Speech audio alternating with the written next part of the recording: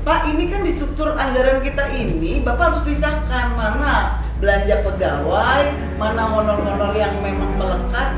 Ini kan nggak bisa ujuk-ujuk langsung prok sekian persen gitu.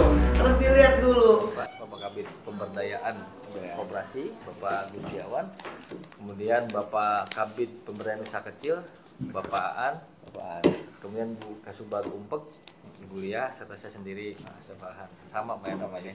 Saya beda ujungnya aja. Ujungnya aja. Saya Kabid Kelembagaan dan Pengawasan Koperasi. Kabid juga kan, penjabatnya. Ada 4 kabid berarti? Tiga. Oh, 3. Satu sekretaris. Alhamdulillah menerima kunjungan silaturahmi dari Bapak Dewan. Nah, pada kesempatan ini kami dari Dinas Koperasi, Pak, alhamdulillah jajaran dianggap cukup mewakili nih. Ada kabit-kabitnya di Kasubag Umpek. Pegawainya udah semua.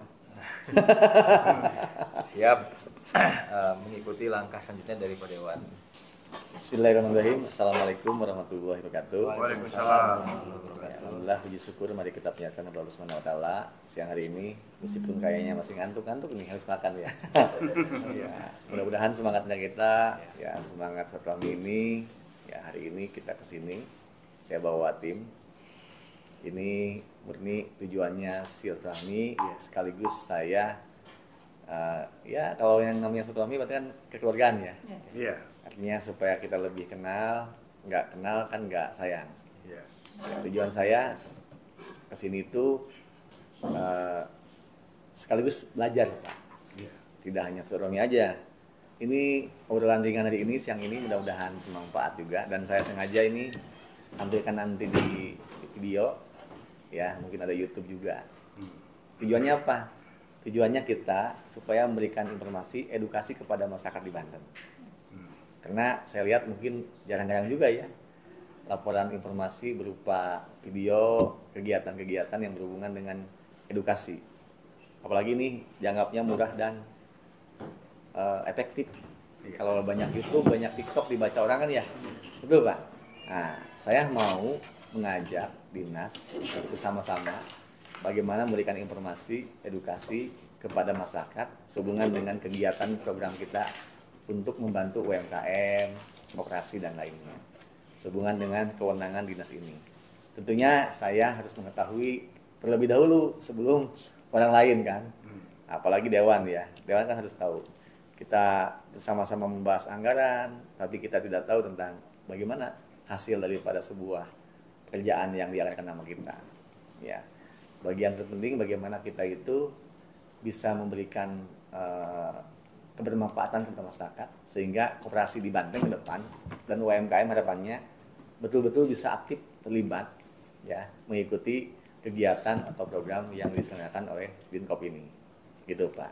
Pertama mungkin saya pengen tahu secara SDM ya, struktur organisasinya gitu kan. Dari selama ini kan ketemunya kadis doang, kadis sama beberapa bagian ya. Rapatnya juga setahun 3 kali, 2 kali paling. Itu pun nggak cukup. Nah, karena mengingat kebutuhan akan informasi, akan ilmu yang saya sudah dapatkan dari Dinkop ini, Pak. Rasanya kalau setahun hanya 2 kali pertemuan cuma 2 jam, itu fungsi saya sebagai pengawasan kurang. Sehingga saya ya menyempatkan diri karena merasa punya tanggung jawab terhadap fungsi dan tugas saya pengen bagaimana berbagi kepada masyarakat, mengenal lebih jauh ya tentang bagaimana program kerja, kegiatan dan anggaran yang Provinsi Banten di bidang UMKM ini, komunikasi ini berjalan dengan baik. Pembinaannya model kayak gimana selama ini, ya kan? Apakah ada produk UMKM yang unggulan di Banten, ya, yang dibina oleh koperasi, dan di mana itu, apa produknya, betul nggak? Dan apa langkah-langkah strategis ke depan buat memajukan UMKM dan koperasi di Banten? Nanti tentunya ini langkah awal nih Pak. Ini hanya langkah awal setelah umum dulu. Nanti spesifiknya akan kita tindak lanjutin di berikutnya Pak. Di kemudian hari. Di kemudian hari supaya ke depan kita ya punya data dulu. Hari ini saya butuh data dulu. Nanti kita sama-sama mengaji dengan teman-teman. Dan saya akan ajak kepada mahasiswa aktivis khususnya di Lebak ya. Mungkin ke depan di Banten. Nah, termasuk yang di ini juga di Serang juga ada Pak. Merhati di Banten juga. Supaya mereka juga bisa ikut terlibat. Iya. Pimpinan Banten baru ini, Pak Sony, tentunya punya peran besar untuk memajukan Banten. Tapi kita ya bagian yang wajib membantu itu. Tidak hanya dinas, tapi peran dewan juga memberikan masukan, informasi atau mengajak para masyarakat untuk peran aktif dalam memajukan Banten. Karena tidak cukup dengan satu orang dulu, Pak. Bersama-sama mengambil suatu keputusan atau mengambil suatu kebijakan itu harus berdasarkan data juga. Artinya ketika kita ngomongin data, itu hubungannya dengan kebijakan yang akan kita ambil. Kalau datanya salah, kebijakan akan salah. Makanya saya juga ke depan mendorong Pak Gub dengan Wakil Gub ini ya supaya memperbaiki data-data yang ada di Banten dari semua sumber bidang usaha, bidang profesi data itu. Harapan saya seperti itu Pak. Mudah-mudahan Bapak bisa menyampaikan itu.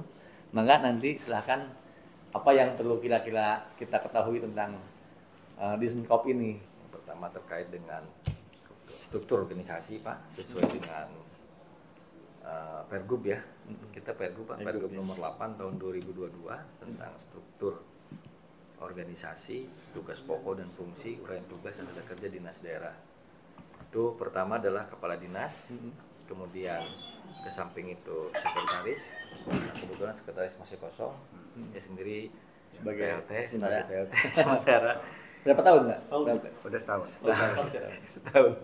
Iya bulan Juli. Tahun ya. Tahun pas. Kemudian di bawah sekretaris ada Kasubag Umum Kepegawaian, Ibu Lia Amalia. Kemudian ada kelompok jabatan fungsional ahli muda dan ahli pertama Pak. Tapi belum ya.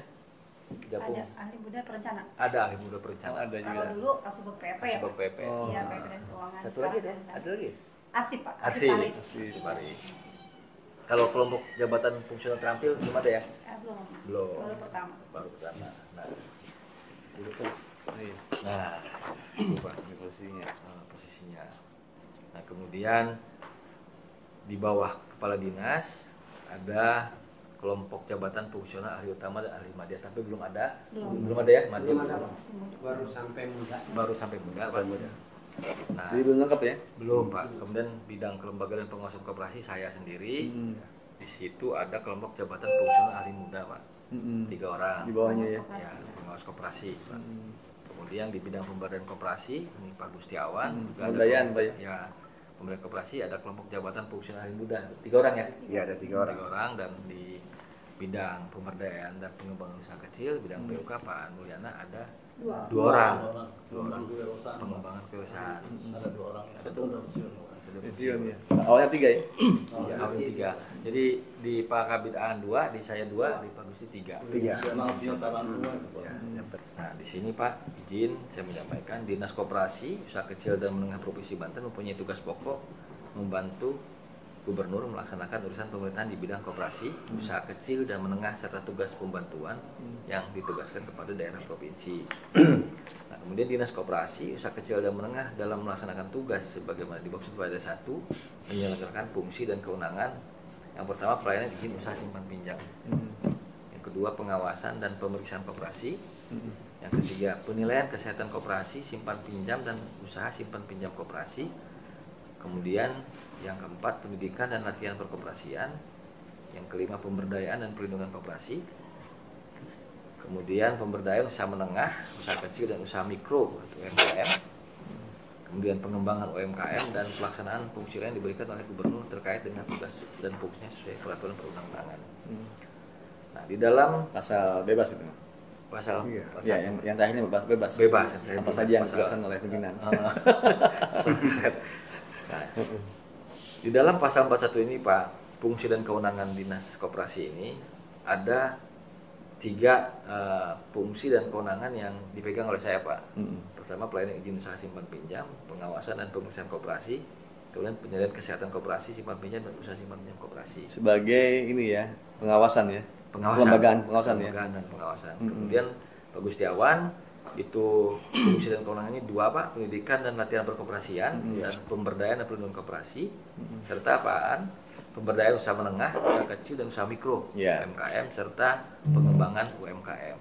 Sebelum detail dan nanti ke depan kita ada waktu lagi berikutnya, minimal ya Bapak menyampaikanlah secara permasalahan-permasalahan di bawah dihadapi bagaimana tentang kelembagaan, pengawasan gitu kan. Gitu maksud saya. Tapi nggak usah detail. Iya. Nah, ini sekilas aja dulu. Nanti detailnya kan saya harus punya bahan dulu. Saya harus baca dulu. Kita harus sama-sama nantinya dimatchingkan, disesuaikan dengan kebutuhan kita. Itu Pak. Ya Pak, saya Siap. Oh, ya. gitu enggak. Lanjutkan. Ya, terima kasih. Secara umum, Pak, saya menggambarkan mungkin terkait dengan daftar koperasi binaan, Pak ya. Jumlah koperasi di Provinsi Banten ini ada 5.361 koperasi. Nah, pertama adalah koperasi yang menjadi primer kabupaten kota, 3.794, Pak. Kemudian untuk primer provinsi 839 dan nasional 728. Nah, di dalam ini, Pak, di dalam 5.361 Provinsi kewenangan cuma 839 ya? 839. Gitu. Tapi begini, Pak, emang ini terkait dengan kewenangan 839, tapi kalau ada persoalan di lapangan Tetap tanggung jawab ke tanggung jawab, Pak. Contoh misalkan kayak kasus Kosipa di Pandeglang, simpanan itu. simpan itu. Yang sibuk kita, Pak. Jadi intinya kalau sudah menyangkut nama koperasi, itu kita nggak bisa menghindari tanggung jawab. Oh, ini binaan kabupaten, nggak bisa gitu, Pak. Jadi minimal kita melakukan monitoring, Pak, monitoring dan monep terkait dengan kasus tersebut. Ya, berarti ke depan meskipun bukan kewenangan kita, bilang kita harus punya data juga dong ya. Iya. Sehubungan dengan yang 5.361 orang itu, 61 itu operasi, tentunya binaan kita cuma 839. Tapi keseluruhan kita harus punya data ya. Punya, Pak. Saya ada. Ada ya? Ada. Dan perlu ketahui oleh Bapak, di dalam 5.361 itu ada koperasi desa, Pak. Dan koperasi kelurahan yang sampai hari ini baru terbentuk ya, atau terbit akta dan SK-nya 635. Yang merah putih? Merah putih. Oh, dari total semua desa? Dari total 1.552 koperasi desa kelurahan di Provinsi Banten yang sudah terbit SK-nya, Pak, di AHU itu ada 635. Jadi seluruh Provinsi Banten nanti kan akan punya koperasi tiap desa kan? Ya. Koperasi desanya yang udah terbit 410. 410. Ya, kopdesnya, kemudian koperasi kelurahannya 225. Bedanya apa tuh? Perbedaannya gini, Pak. Kalau koperasi desa, koperasi yang dibentuk oleh anggota masyarakat di desa tersebut. Makanya namanya koperasi desa, misalkan Muara gitu. Muara gitu. Ya, Koperasi desa Ujung Kulon. Ujung Kulon gitu. Tapi kalau kelurahan tambahin di depannya koperasi kelurahan, misalkan Ujung Tebu gitu, Pak. Gitu. Kalau misalkan banyak nama koperasinya, nama desanya, tambahin kecamatan. Oke. Gitu, Pak.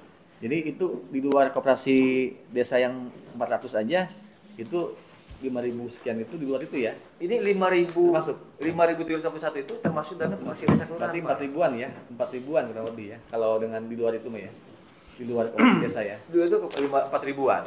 Tapi persoalannya, Pak, di dalam Inpres maupun Kepres, di dalam Inpres nomor 9 maupun Kepres nomor 9 tahun 2025 jelas, Pak.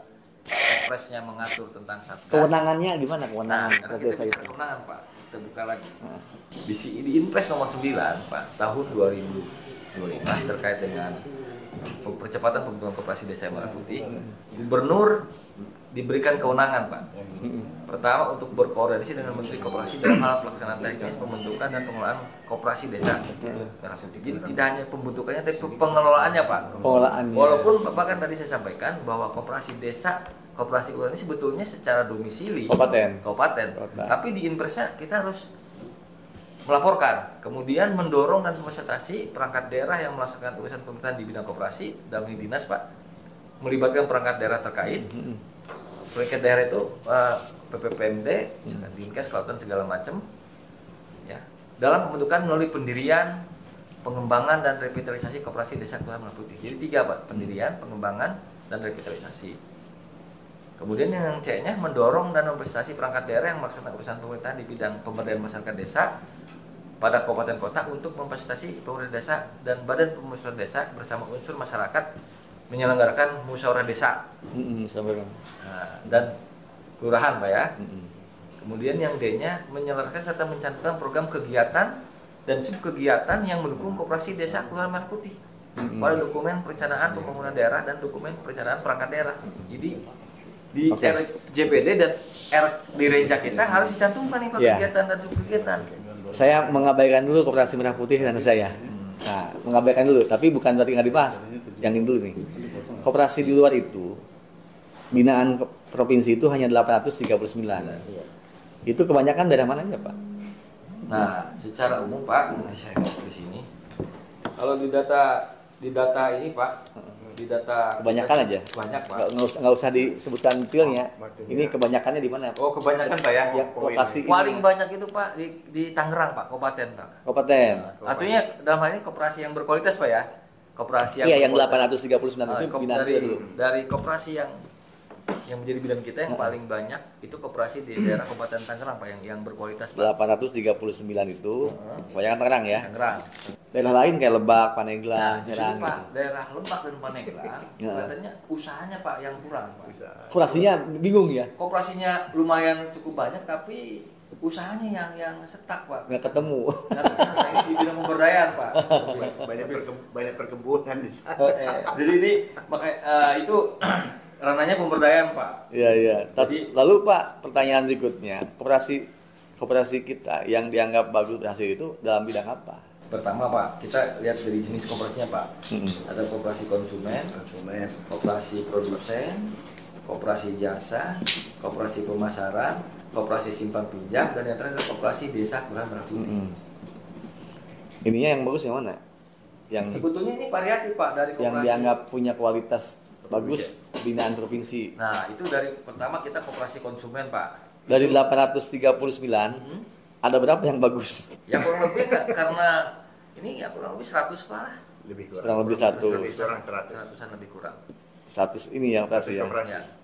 Nah, itu kan sangat sedikit ya. Dari 839.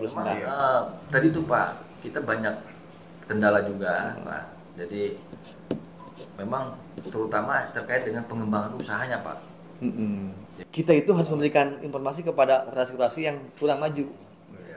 Artinya gini, mereka sudah dibawa sama kita ke sana untuk belajar lah, studi banding lah, atau enggak mencontoh koperasi yang sudah maju. Karena gini, kalau kita dibina aja juga dibantu, kalau emang dia tidak tahu caranya repot juga. Itu Pak. Cara yang lebih tepat mungkin gini, ajak belajar nih, kamu magang kayak apa kayak nih, bina koperasi kita yang lebih maju nih, ikutin ini kayak gini polanya, model-model yang sejenis Pak. Gitu kan, makanya dari status koperasi ini mudah-mudahan kan bisa berbagai macam koperasi yang udah maju kan, lalu yang sekian ratusnya itu kita arahkan untuk supaya kayak gitu. Karena kalau kita ajak pelatihan dikasih bantuan susah Pak, karena mereka kadang-kadang ya mohon maaf ya, dalam sektor ekonomi koperasi itu menengah ke bawah kan, betul, dan permodalan yang kurang kan. Betul. Satu, yang kedua kreativitas kan. Kreativitas Pak. Betul nggak? Inovasi juga apalagi kan. Nah, sehingga perlu nyontok kepada koperasi yang maju. Jadi ya pengalaman saya ternyata koperasi itu kompleks Pak. Kompleks dan menarik sebetulnya. Ini sebetulnya yang saya pengen ketahui. Saya kan pengen tahu dulu, siapa tahu ke depan kita diskusinya enak. Kan kalau udah tahu datanya, ya kan.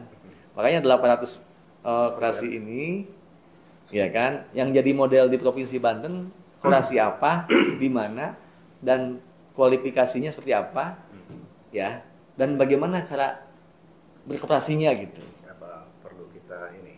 Jadi Pak, tentang ke sana. Bisa jadi kita ke depannya. Kalau kan gini pada umumnya Pak, koperasi yang boleh dikatakan punya pengelolaan yang baik Pak ya, dan bisa jadi role model, cek itu ada beberapa Pak memang. Contoh misalnya kalau koperasi yang terkait dengan simpan pinjam, misalkan Rabani Pak. Rabani. Iya, yang di Miabon. Di Miabon. Dekat. Serang sini ya? Serang. Ya di Serang. Oh, di Serang. Tapi kalau misalnya untuk koperasi yang simpan pinjamnya Pak, itu sebenarnya syariah Pak ya. Ada juga yang lainnya Pak, kayak model misalkan koperasi mitra mandiri misalkan ada. Kemudian kalau dari sisi koperasi konsumen tapi punya unit usaha simpan pinjam, itu hampir mayoritas Pak koperasi konsumen itu di dalamnya yang dominan usaha itu simpan pinjam. Dan itu kalau di daerah saya sampaikan tadi, kenapa di daerah wilayah kota atau kabupaten Tangerang ya, kalau Tangsel sedikit, kota dan kabupaten Tangerang itu banyak koperasinya dan rata-rata koperasi konsumen itu alhamdulillah pada maju Pak. Konsumen ya? Koperasi konsumen, tapi di dalamnya itu ada simpan pinjam. Unitnya. Nah itu koperasi karyawan Pak. Jadi kalau saya yang minjem kan karyawannya. Karyawannya. Kalau saya kerucutkan lagi Pak, ternyata yang bertumbuh dan berkembang itu koperasi komunitas Pak, basisnya Pak. Iya, betul. Itu yang maju dan berkembang itu koperasi komunitas. Ya. Makanya saya pengen mendorong bagaimana ke depan dulu dampak dari sebuah komunitas ini. Ya kan? Kita kan banyak Pak ulama pesantren yang ribuan santri, ribuan ulama bahkan ya. Yang itu belum tersentuh mungkin oleh pemerintah kita. Betul. Gitu kan? Padahal jumlahnya banyak ya. Jumlahnya banyak. Dan itu dulu pernah ada masalah kasus ketika dapat bantuan itu. Kenapa tidak mungkin koperasi punya model dan mengarahkan untuk model kayak gitu, bukan lagi bantuan tapi model kerjasama. Atau bantuannya bukan kepada hanya untuk membangun bangunannya aja Pak, tapi membangun ekonomi koperasi pesantren. Iya. Betul. Gitu Pak. Sepakat Pak. Karena buat Banten ini khasnya itu kan santri, para ulama. Iya. Tapi kita tidak menyentuh kepada sektor perekonomian pesantren. Kopontren ya. Iya kan? Kopontren. Gitu. Jadi memang Pak boleh dikatakan ya, termasuk koperasi komunitas ini Pak, dari mulai koperasi pegawai, koperasi karyawan itu rata-rata bagus Pak. Kayak koperasi pegawai mungkin koperasi Korpri Banten Pak ya. Itu bagus juga. Ya itu kalau itu nggak usah diomong karena ada duitnya Pak. Ada duitnya. Tapi memang Pak koperasi basis yang di luar problem Pak. Jadi gini, saya paham kalau dengan koperasi pegawai, koperasi komunitas yang perusahaan, ya kan, atau apalagi PNS ya. Karena setiap bulan dipotong dan dia bisa meminjamkan juga dapat bunga kan. Punya gaji. Artinya itu tidak mungkin rugi kalau pengolahannya yang bagus. Iya kan? Logikanya kan karyawannya sedikit, dia dapat margin lebih besar, iya kan? Kayak bank aja modelnya. Dan itu tidak boleh rugi, karena sangat gampang gitu kan ya. Karena kan cost-nya juga kecil. Gitu. Dapat tiap bulan dipotongan iuran. Nah, problem yang kita hadapi di masyarakat itu Pak, ya, bagaimana koperasi bisa menyentuh kepada sektor pemerintah, sektor pesantren atau sektor yang di kalangan ulama yang punya basis atau punya komunitas pada santri. Gitu. Itu bukan lagi kepada sektor simpan pinjam tapi kepada konsumsi atau produksi lusen. Mungkin menambahkan kira-kira itu pernah itu terjadi di provinsi Jawa Timur. Kita koperasi pesantren itu. Jadi pesantren itu membangun kalau di sana itu dibantu oleh pemerintahnya, dia membuat suatu minuman. Nah, saya sudah ke tempat itu dengan Pak Gusi itu ke sana ke Jawa Timur. Nah, mungkin Pak Gusi cerita tuh. Silakan Gus, gimana? Cerita aja minuman sirup segala macam nih. Minuman sirup itu Pak ya ada dibantu oleh pemerintah. Nanti terlihat juga kita sama Pak Ab ya kunjungan kerja di sana itu ya Jawa Timur itu besar itu koperasinya. Bahkan kita juga dikasih juga minumannya Pak. Iya. Jadi di situ ada beberapa pondok pesantren yang besar ya. Tidak semua digeneralisir. Setiap ponpes punya koperasi tidak. Tapi mungkin ada yang mungkin dihitung yang udah banyak siswa-siswinya kan, karena di situ dengan ada pendidikannya juga, ada sekolahnya. Jadi ngebangun minuman, maksudnya minuman yang halal ya, bukan ini minuman, tapi didukung oleh pemprovnya, ya, berupa bantuan gitu. Cuma saya juga kurang tahu jelas itu bantuannya melalui apa skemanya gitu. Tapi di situ peresmiannya pun dibuka langsung oleh dulu ya kan, ada prasasinya gitu. Nah itu menurut saya itu model-model kayak gitu siapa tahu di Banten bisa diaplikasikan. Karena gini, Banten itu Pak pesantrennya paling banyak Pak di Indonesia. Pesantrennya ada berapa ribu pesantren di Banten, provinsi Banten. yang waktu tempo hari dapat bantuan dari awal dulu 25 juta terus naik 35 juta kan ya per pesantren kan. Sebenarnya kan positif aja untuk membantu membangun tempat-tempat pesantren berupa ya kobong atau tempat ngajinya apa kan ya. Tapi kan karena mungkin ada sedikit masalah dan ada kasus sehingga tidak dilanjutkan kan ya. Oke lah itu udah terjadi dan itu emang udah stop. Bagaimana ke depan kita merencanakan perekonomian pesantren melalui koperasi? Jadi kita alihkan bantuannya bukan ke fasilitas, Pak. Bukan, ya? tapi perekonomian. Perekonomian. Salah satunya itu koperasi. Betul. Kalau udah dulu kan 2 kali ya, 2-3 kali itu. Zaman Pak PH kan? Iya. Ya kan itu kan dulu sebenarnya berhasil, Pak. Tapi kan selalu ada oknum itu yang bermain. Katanya dapatnya 35 juta, terima cuma 12 juta. Gitu kan? Yang gitu kan. Itu selalu itu. Nah, kalau seandainya ke depan, ya kan, dijadikan model kan nggak semua pesantren dapat itu, Pak. Iya. Tapi pesantren sama kita, bagaimana mereka itu kalau pengen dapat itu, ya kan, harus memenuhi kriteria standar yang bisa menjadikan koperasi ini maju. Contohnya pesantren udah punya siswa atau punya santri berapa ratus santri. Di sana ada lahan pertanian, ada lahan ternak, ada lahan pengolahan dan macam-macam. Sehingga kalau mereka dibantu dengan manajemen operasinya dan alat yang dibutuhkannya, tinggal pendampingannya dan pembinaannya oleh kita. Jadi model tahun ini ada berapa puluh pesantren, ya kan? Tahun depan berapa puluh pesantren. Tapi kita ditawarin semua pesantren ke depan akan dapat itu kalau memenuhi kriteria dan syarat ini. Cuman di koperasi itu kan anggarannya itu kan ke depan itu besar. Kalau untuk perekonomian itu, Pak, ya besar itu akan bermanfaat kepada keberlangsungan kehidupan masyarakat. Jadi biarkan mereka ngebangun kobong, ngebangun fasilitas pesantren dari usahanya yang setelah kita bantu dalam perekonomiannya gitu. Jadi modelnya, cara berpikirnya harus dibalik. Mereka diberikan semacam kesempatan untuk usaha dengan fasilitas pemerintah, biar mereka bisa ngebangun peradaban di pesantren. Jangan dikasih semua sama, supaya memacu. Jadi pola-pola pemerintah ke depan itu harusnya memberikan bantuan itu untuk bagaimana keberlangsungan hidup, bukan dibantu untuk hidup. Kalau dibantu untuk hidup hari ini makan hari ini, besok dibantu lagi itu. Hari ini makan besok enggak mungkin ya. Iya kan? Jadi keterampilan, Pak. Ya, itu tugasnya Dinas Koperasi dan UMKM, bagaimana memberikan keterampilan kepada UMKM koperasi di kalangan pesantren contohnya. Kenapa? Karena komunitas yang paling mudah, Pak. Yang paling mudah, ya. Kalau kita ngumpulin orang-orang, ayo bikin koperasi. Ya nanti gini-gini, susah, Pak. Tapi kalau udah ada komunitasnya, pesantrennya, apalagi ada tokoh, ada ulama yang udah dijadikan ini, tinggal manajemennya, Pak.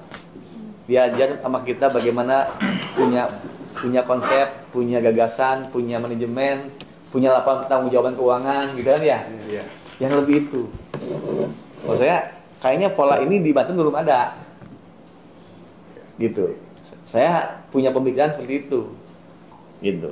Yang perlu kita pahami itu bersama-sama bahwa koperasi itu bukan kepada modalnya, tapi kreativitasnya. Iya, betul. Ya kan? Dan manajemennya. Karena maju suatu perusahaan, ya, itu tergantung manajemen. Bukan kepada modal usahanya. Gitu kan? Tapi bagaimana kita punya kemampuan manajerial bisnisnya, manajemen keuangannya, gitu kan? Sehingga kita bisa mengolah uang, bisa menciptakan produk-produk, bisa menciptakan jasa-jasa, gitu kan? Dan pemasarannya, gitu. Sehingga perlu, Bu, ya, kita itu mendidik, ya kan, orang-orang yang di koperasi atau yang di pesantren untuk kita didik dulu pengetahuan tentang koperasinya. tentang manajemen kasihnya, tentang manajemen keuangannya. Makanya kan di koperasi ini ada 2 bidang Pak. Yang satu yang Pak Asep, ada yang kelembagaan dan pengawasan. Bidang Bapak UMKM. Yang di Pak Gusti bidang pemberdayaan koperasi. Iya, Nah, iya. ini tugas fungsi yang di bidang Pak Asep yang untuk apa? Membina anggota koperasi yang ada UMKM-nya Pak. Betul. Kalau kami kan murni UMKM Pak, UMKM, tanpa iya. tidak melihat Koperasi. mana di anggota koperasi, mana di anggota lain UMKM kita bina. Iya. Tapi kalau di bidang pemberdayaan itu kan dia Bersambung membina dengan- anggota yang masuk koperasi tersebut. Iya. Gitu. Nah, saya ada Pak, saya tertarik dengan, saya ada rumah di Rangkas Bitung. Itu ada grup 400 lebih, itu UMKM. Iya. Nah, mudah-mudahan nanti suatu saat Bapak ada program pembinaan yang bisa di sana. Saya ada tempat Pak untuk kapasitas kurang lebih 100 orang lah masuk. Saya punya aula. Nah, kebetulan di sana itu rumahnya 3.000 rumah Pak. Nah itu Pak, untuk tahun kemarin 2023 memang kita keliling ke kabupaten kota Pak. Apa sih namanya, FCD, termasuk kita ke Baduy. Nah memang cari tempat-tempat seperti itu yang bisa memfasilitasi tempat. Karena kan nggak ada biaya Pak untuk sewa tempat. Saya ada tuh tempat tuh. Ya nanti Tapi untuk 100 orang lah di Rangkas Bitung. misalkan ini untuk pelatihan apa gitu ya. Bisa nanti, bisa. Dan nggak usah sewa gitu. Gitu. Kalau ada program dan di komplek itu tuh kebetulan rumah yang di sana itu saya baru tuh, saya masuk grup tuh. Senang juga saya. Tiap hari mereka ngirimin produk-produk. Siapa tuh ke depan itu jadi pembinaan Bapak UMKM. Betul Pak, kita juga sekarang lagi menyasar Pak UMKM yang belum mempunyai legalitas seperti INB, halal. Nanti kita apa namanya dari tempat kita buka coaching klinik di sana. Jadi UMKM itu bisa apa namanya Bisa ikut halalnya. halalnya kalau ada program gratis ya, gitu ya karena sekarang di Pemprov nggak ada Pak, kan anggarannya nggak ada. Yang kemarin saya udah koordinasi dengan Ada dari dinas Tangerang Raya Pak, itu apa Pak, untuk saya yang ajak kolaborasi nanti kita bicarakan seperti itu lah. Kalau halal kalau nggak salah itu gratis kan? Sekarang udah per tahun 2023 ya. Kita di Pemprov ada, tapi untuk yang self declare yang dari Kementerian Agama itu sampai bulan Maret ya. Berapa emang biayanya kalau bayar itu? 320 Pak. 310. Nah, itu. Bulan self declare. Itu juga kan lumayan juga buat UMKM ya. Jumlah UMKM yang ada di data kita. Jumlah UMKM hasil UMKM data kita. SIDT Pak ada 1.100 hampir 1.200 lah. Yang sudah terdaftar di kita ya. Iya Pak. Yang sudah halal ya. Enggak, belum Pak. Oh, Itu belum terjangkau halal. Itu baru pendataan untuk UMKM-nya aja. Kenapa nggak digratiskan aja UMKM itu untuk dapat halal? Karena ini Nah, sebetulnya ini juga kan udah ada edaran dari kementerian Pak bahwa Pemda itu sudah bisa menganggarkan untuk halal. Kita kemarin sudah mengajukan, tapi terkait anggaran belum ada. Ya jadi nggak bisa Pak. kalau saya Nah kita menganggarkan haki Pak kemarin 77 haki udah kita anggarkan. Per kemarin ada perubahan lagi karena nggak ada yang Efisiensi. potong lagi jadi 35 haki setengahnya. setengahnya Udah masuk berapa? Kalau untuk kaki sudah 280. Oh jadi kurang ya? Enggak kan Enggak, kuotanya cuma yang sudah 35. kita Oh yang hakikan, sudah. sudah kita Bukan dari hakikan. 35 itu udah ada yang masuk. Udah yang daftar sebetulnya udah banyak Pak. Udah banyak. Yang di cancel kayaknya ini Pak. Oh, Udah yang lebih daftar udah overload. banyak. Udah overload. Kalau 77 kemarin. Haki itu mahal ya. Kemarin kita ke Haki juga mana kau Sep? Haki itu Pak kalau daftar Mahal. sendiri itu $1.800.000. 1.800.000. Tapi kalau memang UMKM mau Gratis. mau mandiri ada rekomendasi dinas itu hanya sekitar 500 ya. Oh, lebih murah ya? 500, Pak, lebih murah. Iya iya Kalau iya. mandiri Pak ya. Nah, kita bantuan kita ya satu itu 500 ya. 500. Ada diskon lah ya. Ya. Kalau gini Pak, kalau seandainya UMKM disuruh bayar untuk sertifikat halal, jangankan dia bayar, gratis pun susah. Betul. Ini problem. Sehingga kita sebagai pemerintah itu ya sebaiknya justru ini kan langsung menyentuh kepada kehidupan masyarakat. Ya, artinya dengan gratis dan sosialisasi ke masyarakat itu akan memperbanyak mereka untuk aktif ngikutin program halal. Kalau dengan bayar, yakin saya nggak ada yang mau. Adapun yang mau juga yang butuh karena kebutuhan dia, ya berhubungan dengan kayak masuk ke Shopee atau masuk ke GoFood gitu kan ya. Kita punya gedung Plut nih Pak. Ini masalah juga nih. Gedung apa tuh? Gedung Plut, pusat layanan usaha terpadu. Di yang Kaget dulu nih, Pak. Oh, di Bogor ya. Kebetulan itu kan belum PT Pak. Kebetulan saya jadi kepalanya di sana lah. Nah, di sana kan ada 7 konsultan Pak. 7 konsultan Plut lah. Memang kita gajinya ya kecil lah 1.500.000 Pak. 7 itu. Nah, satu kemarin keluar karena dapat Kerjaan yang lain. beasiswa UGM Pak, dokter di UGM, tinggal 6 lagi. Nah, karena di Plut itu tidak ada anggaran untuk memfasilitasi itu, nah teman-teman Plut itu berkreasi Pak. Jadi dia mengumpulkan teman-teman UMKM untuk ikut kelas bisnis dengan biaya mandiri. Jadi mereka itu belajar itu bawa bekal Pak buat makan siang, minimal makan siang kita belajar, ayo kata teman-teman itu. Jadi Karena nggak ada fasilitas, ada tempat doang ya. ya ada tempat aja. Nah itu yang bikin saya kemarin juga saya ke sana, kebetulan lagi ada kelas Pak, ada 25 orang. Mereka ini makan minumnya gimana? Kita bekal Pak katanya. Jadi kita makan siang bareng-bareng katanya. Karena mereka juga butuh Pak, butuh informasi gitu Edukasi ya. juga. Terutama untuk tadi itu pemasarannya, permodalannya, itu kan kemasannya, itu kan mereka butuh. Ya, tiap hari saya juga di dinas ini Pak, dinas Indag ya. Ada kan di UPTD itu tuh yang besar itu, tapi kan dikatakan dia nggak kurang perawatan ya. Ini pandaian Pak kan? Iya, karena ada anggaran itu yang lumayan ini ya. Warung pojok juga. Jadi itu besar juga. Kabupaten ya. Kabupaten ya. Ya bukan. Yang di Cipocok di ini di Cijawa. Di Jawa ya yang di Jawa ya. Iya itu. Kan gede juga tuh. Iya, gede. Itu kemasan Pak. Hah? Kemasan itu. Ya itu kan ada alat untuk menguji juga, ya kan. Tempat meetingnya juga besar tapi nggak kepake, nggak kerawat.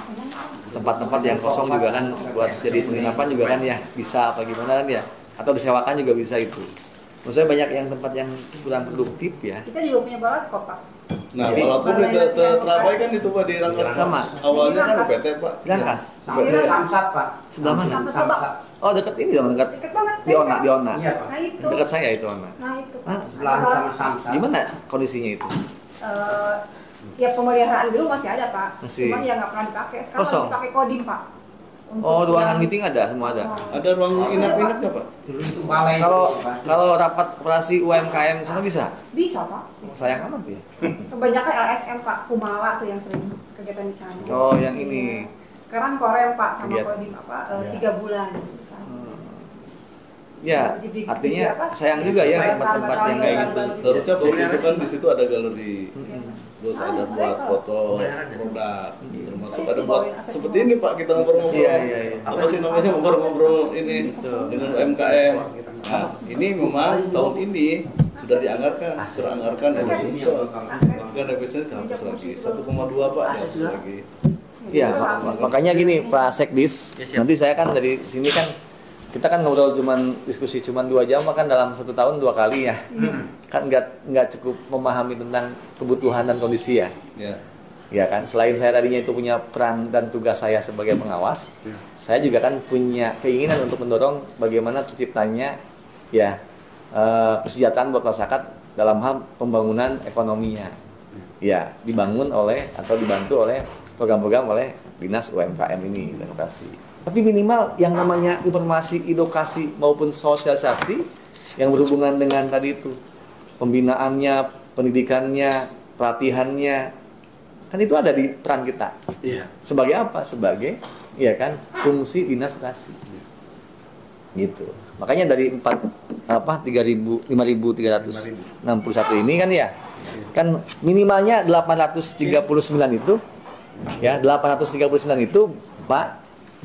Iya. Yang perlu dibina itu berapa ratus?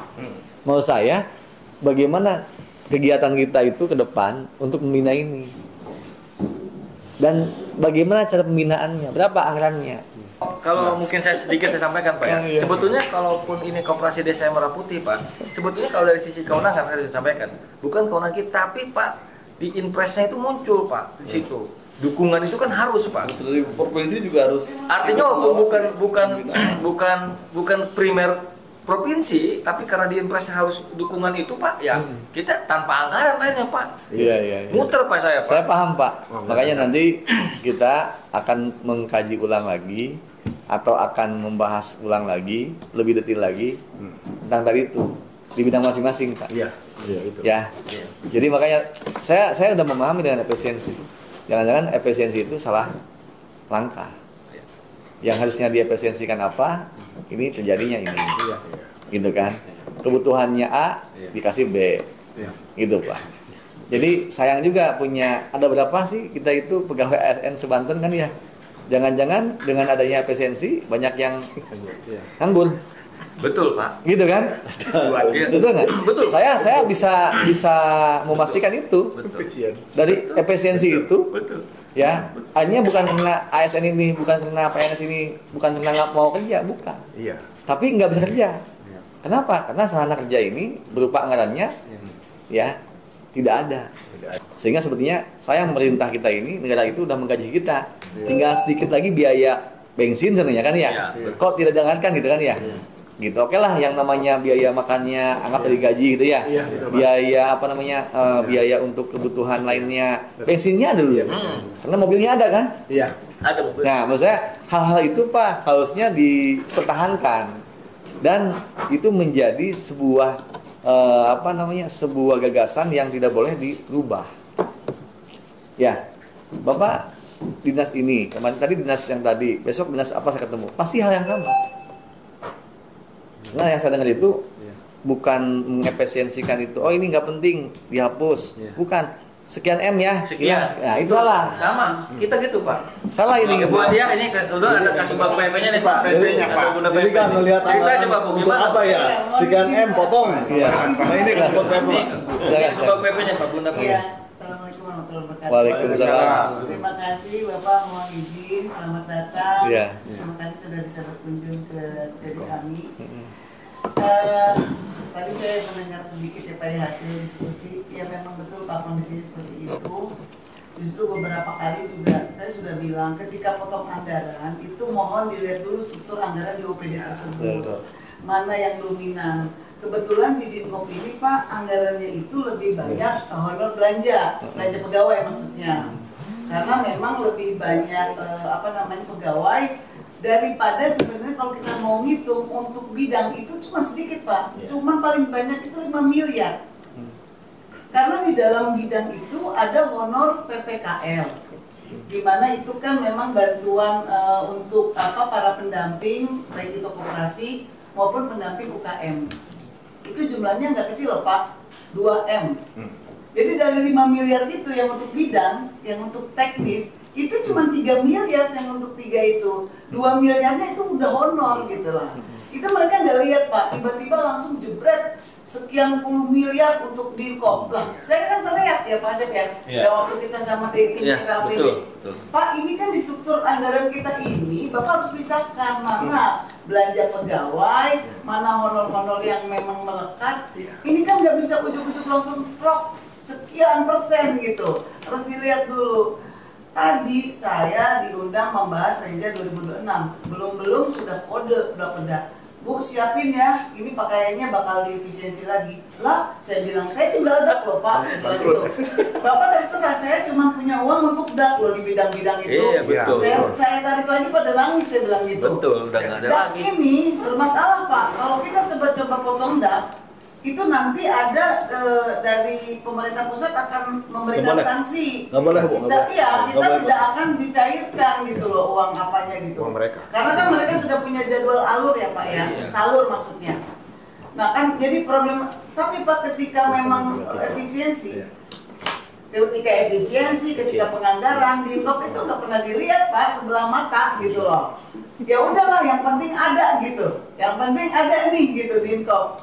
Tapi mereka nggak tahu beban di kita ini ya, termasuk ini ya Pak ya, Yes. persiapan untuk Kopdes. Kopdes Kemudian marketing, Pak. UMKM juga sama dengan adanya makan bergizi gratis juga kita memfasilitasi teman-teman yang ingin APJI ya Pak ya, yang restoran dan catering yang ingin juga berikut serta di sana gitu.